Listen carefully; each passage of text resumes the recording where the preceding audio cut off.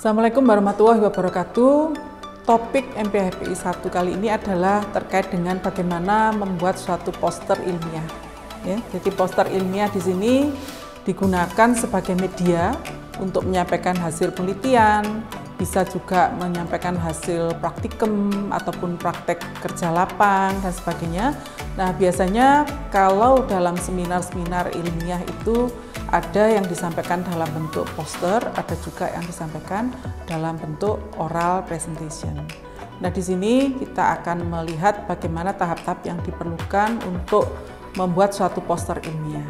Jadi poster ilmiah ini harus dapat menarik perhatian, ya, atau menciptakan suatu interest terhadap hasil yang kita laporkan, baik itu hasil praktikum, praktek kerja lapang maupun hasil penelitian.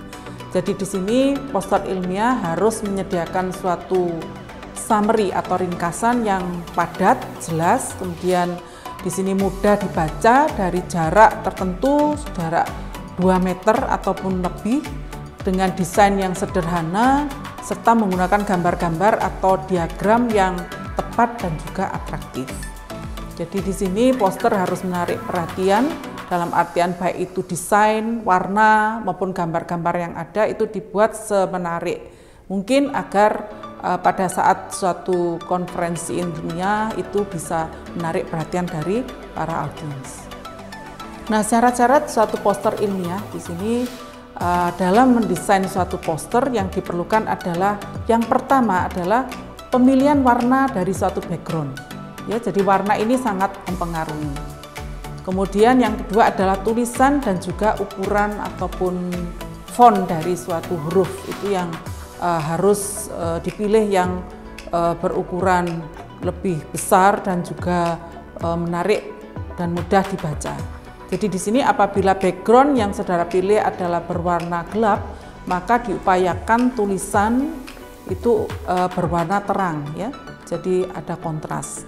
Kemudian apabila saudara memilih warna background yang soft ataupun terang, itu maka tulisan dipilih yang berwarna gelap, misalnya berwarna hitam ataupun biru tua dan sebagainya.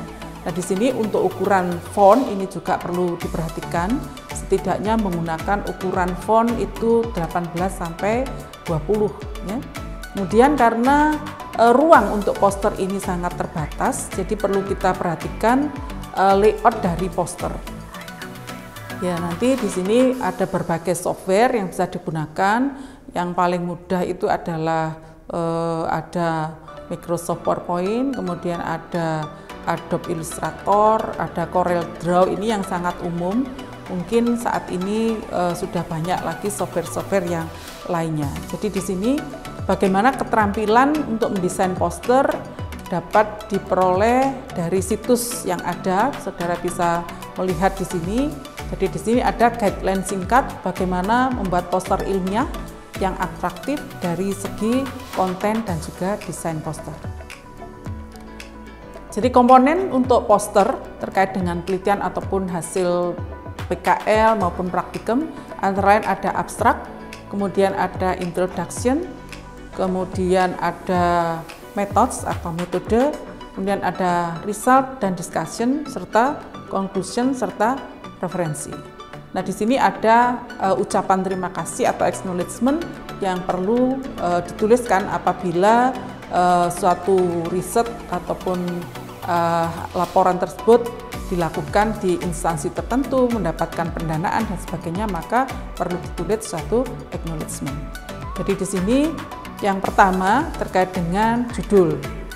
Ya, judul poster itu dituliskan lebih dahulu, kemudian di bawahnya ada nama penulis, ditulis juga, disampaikan juga institusi ataupun logo dari instansi tempat saudara melakukan, apakah itu penelitian ataukah praktikum kerja lapang.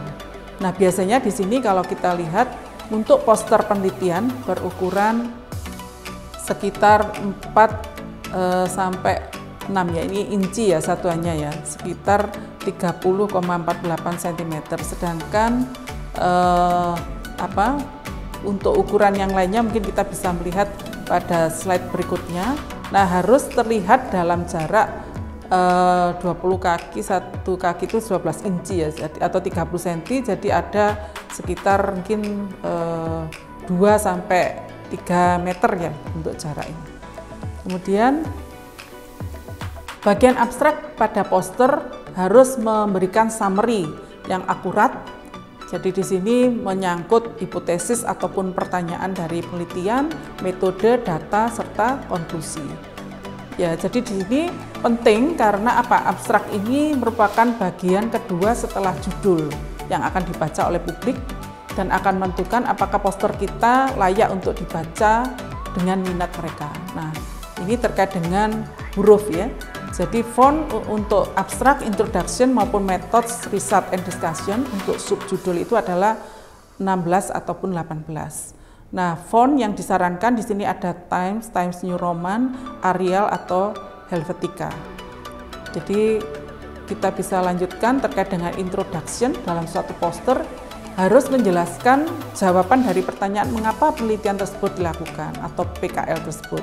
Kemudian menjelaskan topik yang diteliti serta alasan pentingnya penelitian tersebut. Kemudian memuat pertanyaan penelitian hipotesis yang sedang diuji, dan untuk isi dapat digunakan teks ataupun bullet points tergantung dari pilihan personal, metode mana yang membuat informasi itu menjadi jelas dan mudah dipahami.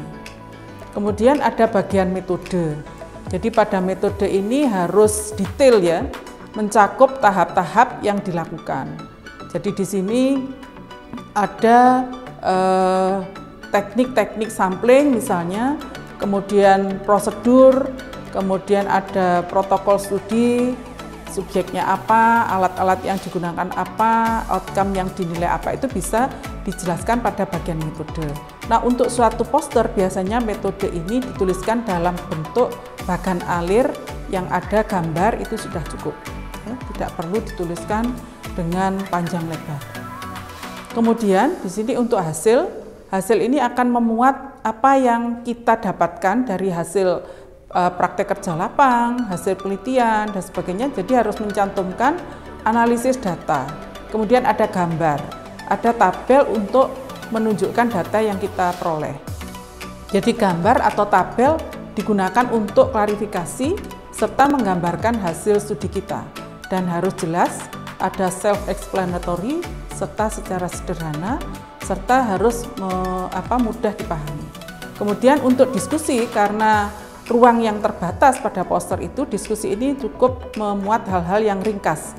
Apa yang hasil yang kita peroleh ini disertai dengan bukti pendukung, apakah bukti itu berlawanan dengan hasil yang kita dapatkan ataukah sudah sesuai. Kelebihan dan kelemahan dari studi ini juga dideskripsikan pada bagian diskusi ini.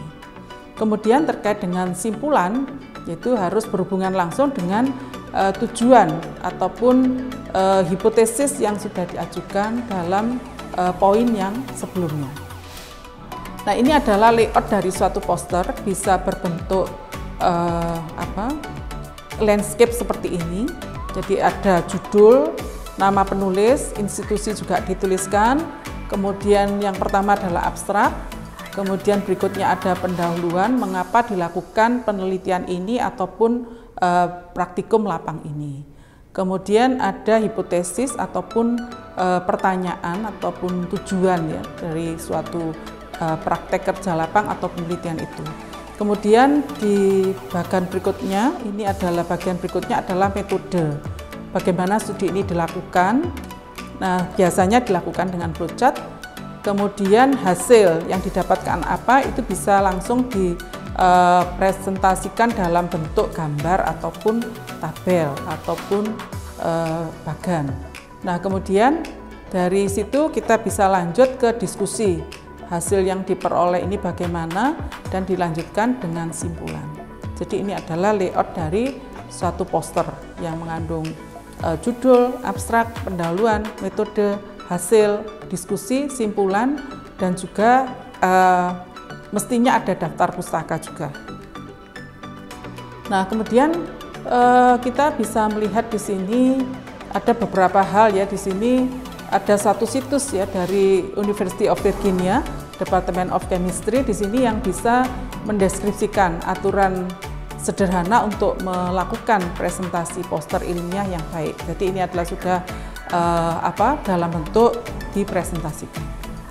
Nah, kemudian untuk pedoman pembuatan poster ini ada di Simlip-Tapmas-Dikti Go.id ya.